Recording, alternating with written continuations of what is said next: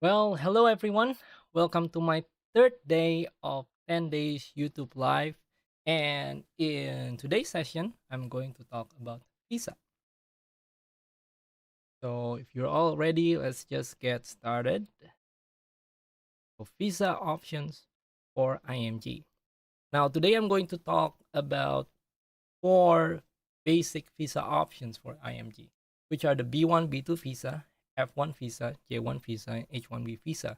What I'm going to go through is basically about what are the pros and cons, what are the benefits of having this visa, and what is the drawbacks of having this visa.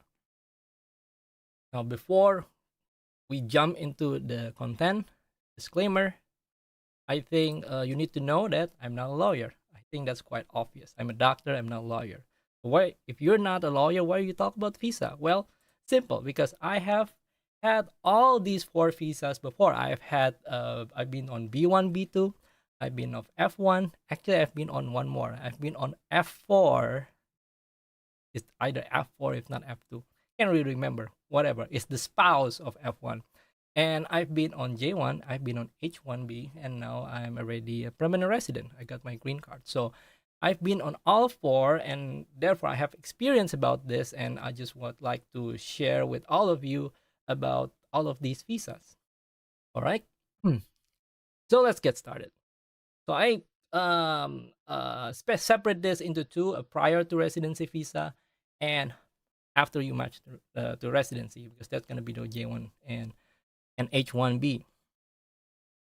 Now, I'm pretty sure there's gonna be a sentence going through here, so I'm gonna move myself to the right top so everybody can read. Okay, so visa B1, B2 visa.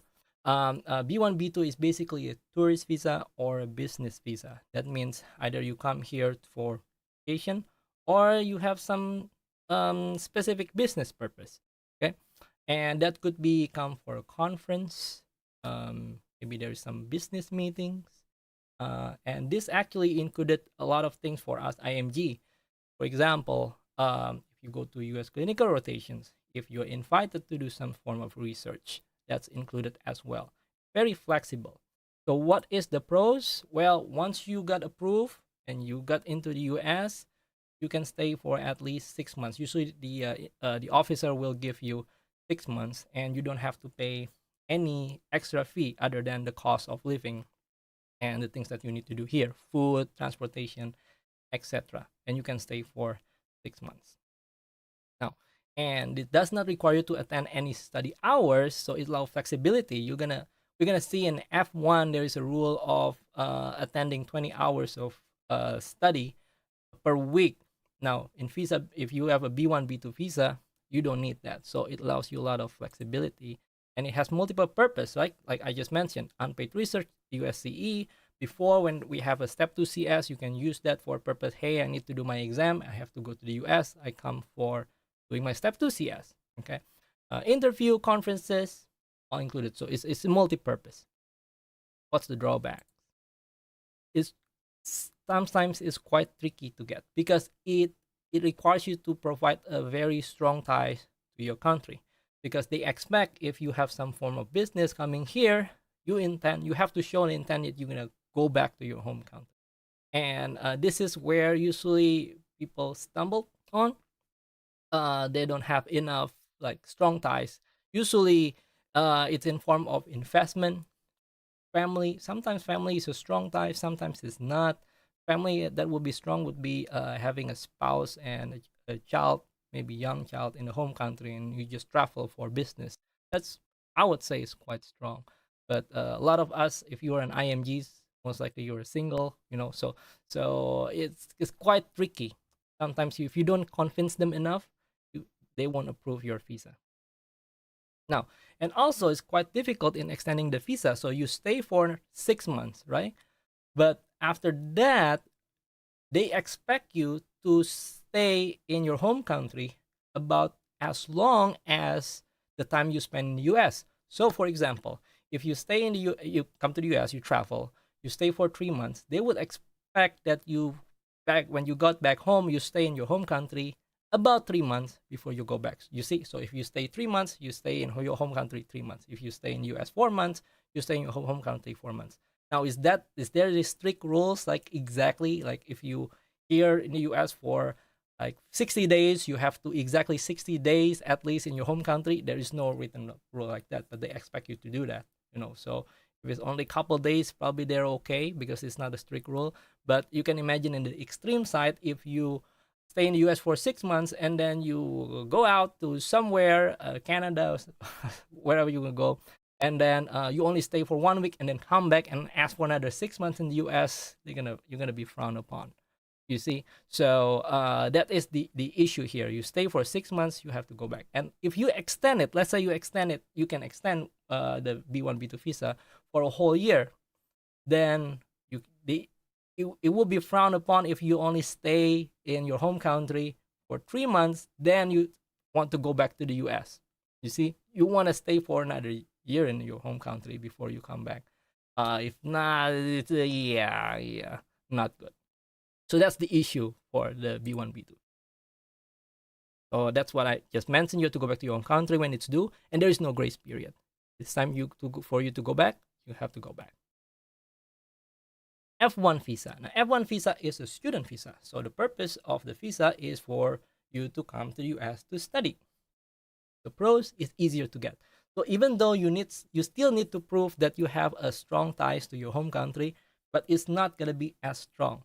You see, they have some form of expectations that if you come to study and learn, there is what we call as OPT, optional practical training, that is for non-doctors. Usually they go to college, wherever college they're going to go with an F1 visa. And then you go for OPT, and then you probably, if there is an employer that accept you to work, then you can work in US. Now, for doctors, I did use F1 visa for my Kaplan course. So it's obvious, if I go for Kaplan course, if I go to USMLE, what I want to do? I want to get trained in the US, right? So they understand that. So when they see that, oh, you're here for a Kaplan course for USMLE, and what's your intent? Well, I want to do my USMLE course, and I intend to get my medical training in the US. And then said that after that, I would come back to you have to show some form of, but it's not strict. I believe at that time the immigration officer even said that, oh, you plan to work? And I feel, well, we'll see. And then, oh yeah, good for you. They know, because they need doctors. I did mention that in my first day of 10 days YouTube live. Actually, they love the IMG, to come, because that's how they actually fill out the underserved populations with us. Okay, so it's easier to get. It doesn't have that strong emphasis of the strong ties. Now, you can extend as long as you want by getting another I-20. So the way it works is you apply to a school. It could be Kaplan, could be any school, university, or whatever, and they'll grant you a form called the I-20. And you're gonna bring that I-20 form to an immigration when you apply for the visa, and then there will be stated the length of the study, the amount of money that you need, etc. Okay, so that's I-20. Now, B1, B2 visa only work as long as like 6 months. You can extend for a year, and you have to go home, right?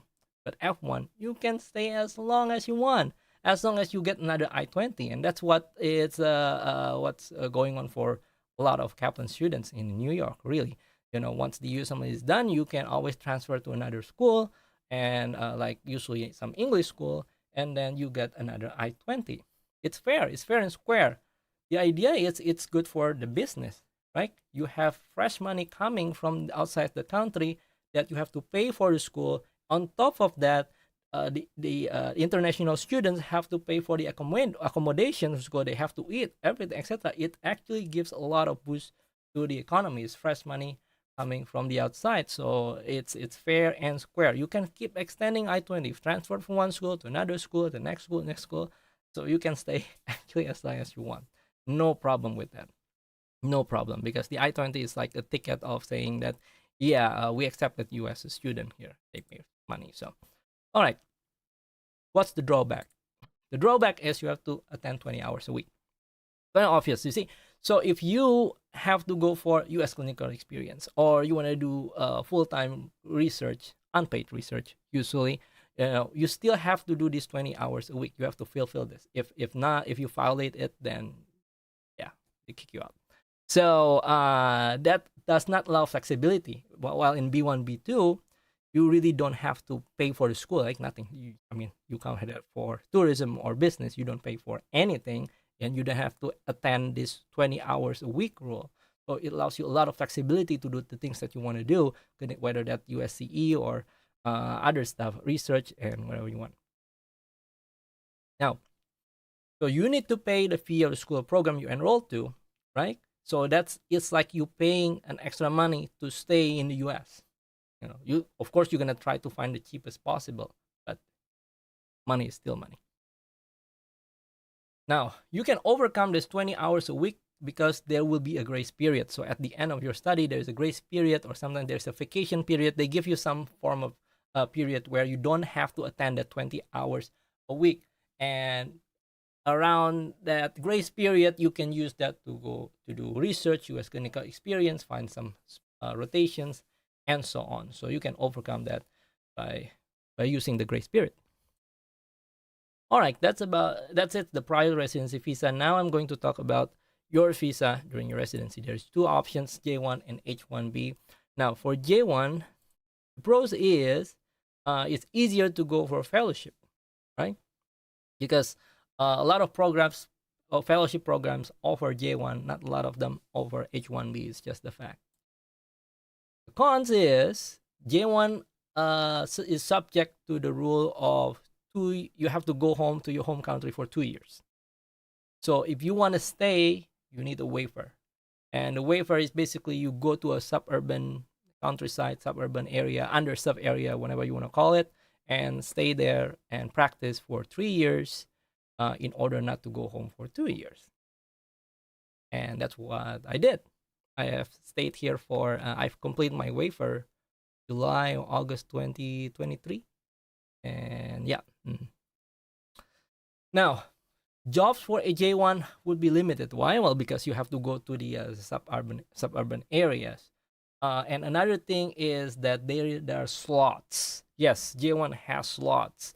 Call that the Conrad 30. I'm not talking about Conrad 30 specifically here, but every state has the slots, and the program of having the J1 physicians to come and work in that state is through Conrad 30 program. Now that's included to all specialty, meaning that it's not going to be on internal medicine only. So if you are, let's say you are a cardiologist, okay, and what they need in suburban or underserved area is what?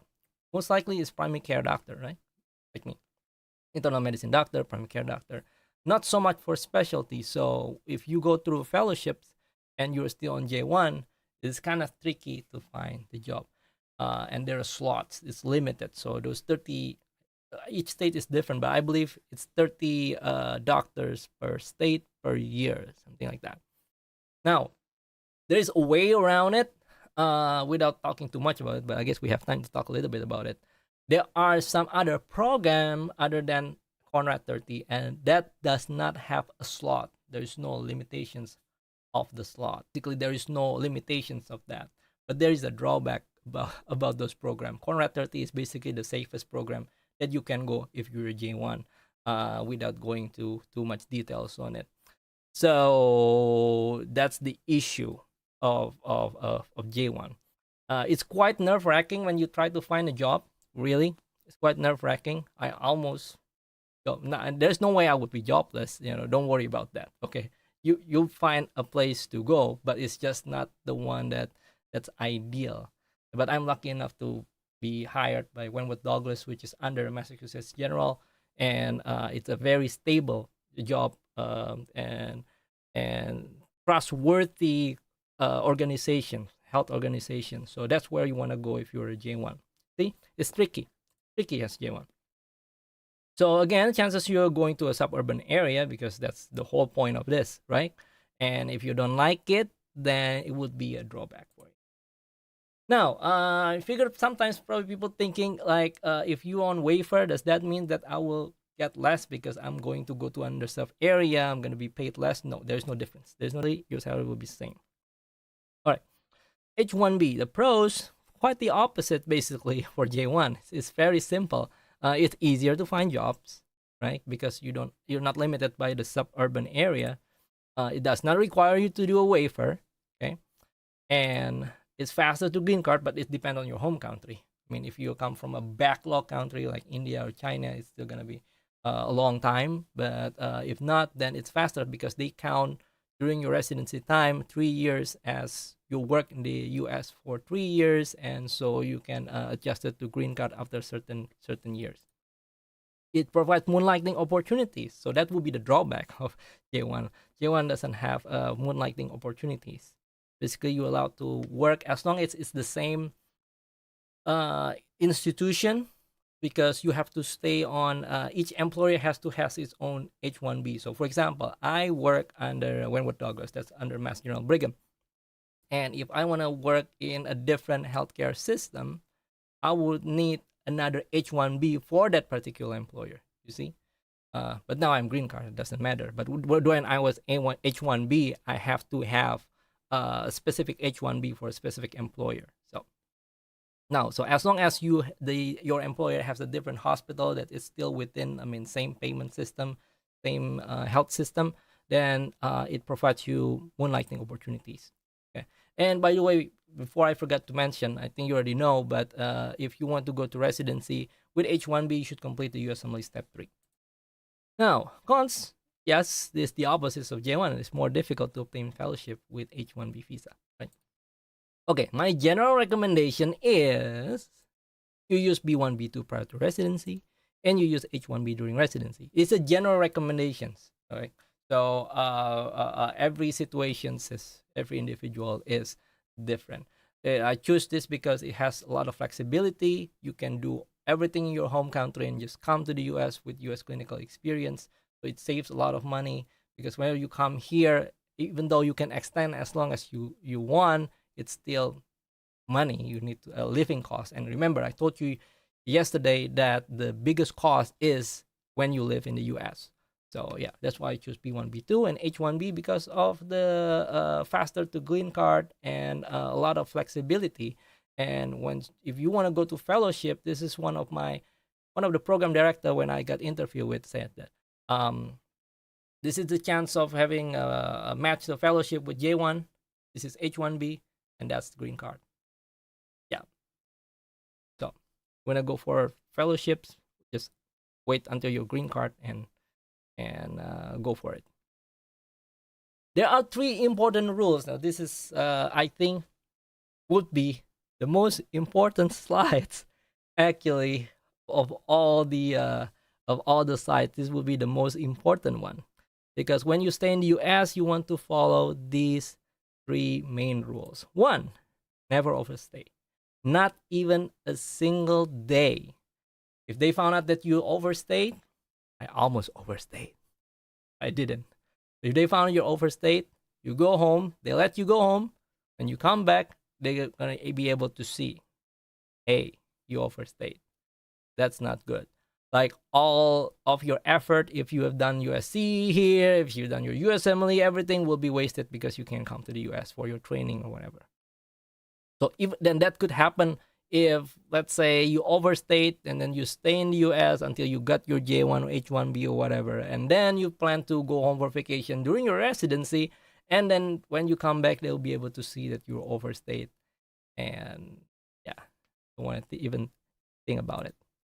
So never overstay. And second, have health insurance at all times.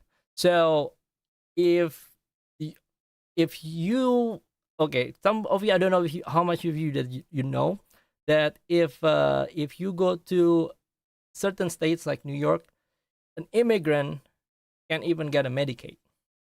Okay, so you don't have to have health insurance, and then when you get sick, they'll take care of you. Guess what? Not good. Why? Because years after, and I'm talking literally years after, when you try to apply for H1B, if let's say from J1 and you wanted to go to work and you try to apply H1B, when you try to change these visa, there will be a point where they ask you, have you ever got the support from the government or something?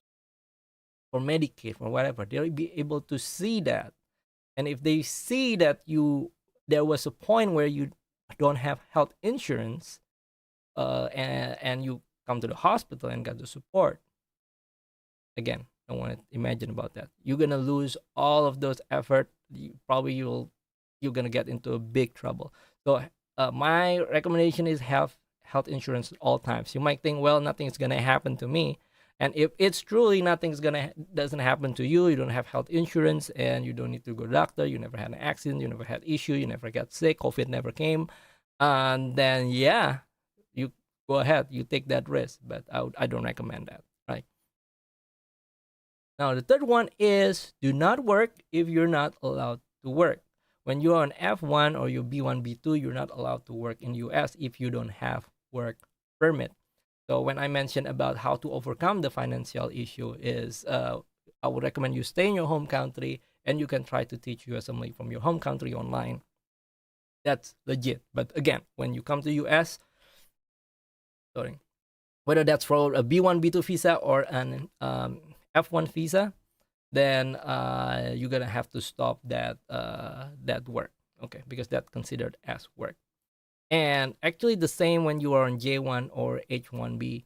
Can't remember if it's J1, but H1B is very strict. You really need to get the money from the employer. You cannot see work for something else. Any kind of work, if they see you engage in some kind of work activity outside of your employer, then you're out. So now, for you, I don't know if you're interested, like YouTube channel. If you monetize, YouTube channel. YouTube is an American company.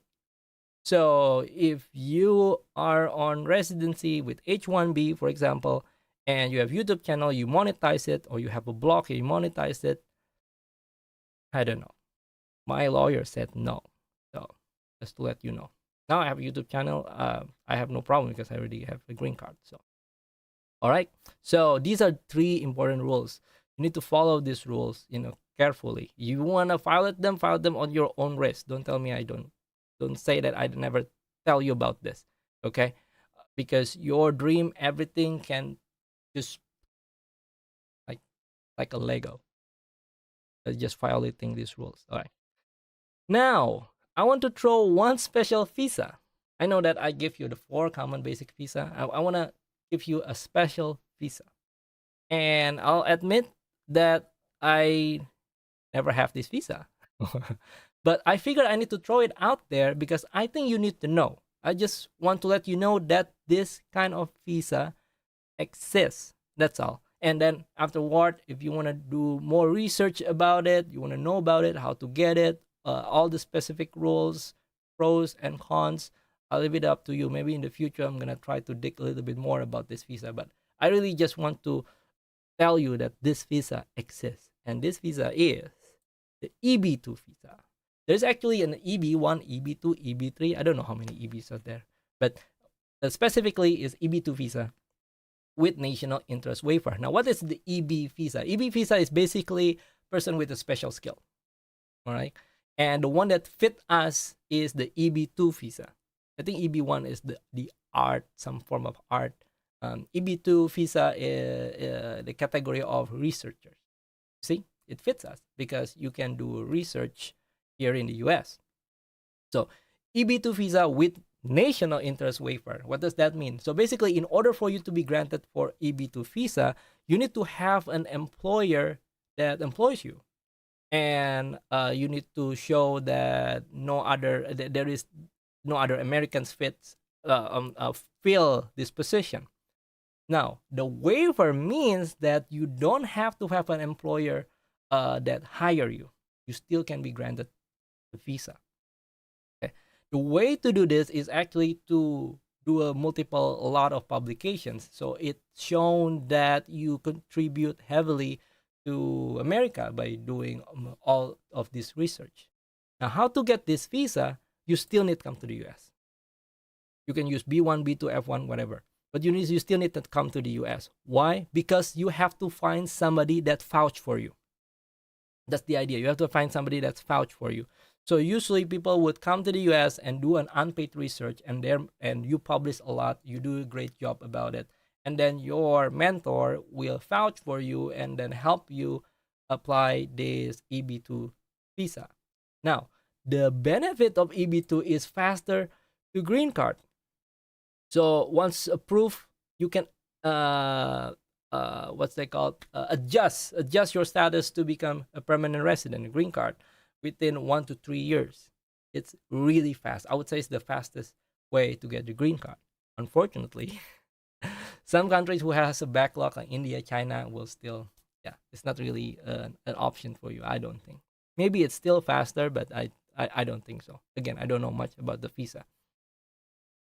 And once you get your green card, like for example, if you're not on the backlog countries, like me, my country, Indonesia, is not a backlog country. So I can have a way to go using the EB2 visa, find a position for an unpaid research, do a good job, publish a lot, and then have the mentor vouch for me. And then from EB2 goes to green card within a year. And then once you get the green card, the chance of you of matching increase significantly because it's open up to all the programs that does not even sponsor visa. Hence. All right, that's it. Well, thank you so much for listening. And I almost forgot I have a gift for you. Remember, I have a USMLE Test Taking Strategies that I have crafted after thousands of hours teaching USMLE. It's free. You can click on the link. It's everywhere on my YouTube channel. It's www.juliusharyadi.com/USMLE Test Taking Strategies. I have general approach answering USMLE questions, elimination strategies, and my 50-50 strategies. Actually posted in student SDN forum in 2017 and has helped a lot of people. I figured like I'll just make a video version of it and update it a little bit, and you guys can enjoy it for free. My second gift for you is USCE Essentials. I give you all the topics that IMG need regarding US clinical experience, starting from what is USCE, the types of USCE, when to start applying, how to obtain it without third-party agencies, and how to be successful during your USCE rotations. It's all free. You can get the link on. I'll put the link below of this video, right? So now, if you have any questions, I'm open to any questions you may have. All right. If you don't have any questions, you can put in a comment for any questions you may have. I'll make sure I come back and then answer all that questions through that comment section. Okay. And tomorrow would be the big topic, going to be about USMLE. I'm going to give you my insights, and actually it's going to be my favorite topic because I teach USMLE a lot, and I will try to, well, it's a big topic, but I'm going to make it concise, and I'm going to give you all the basic necessary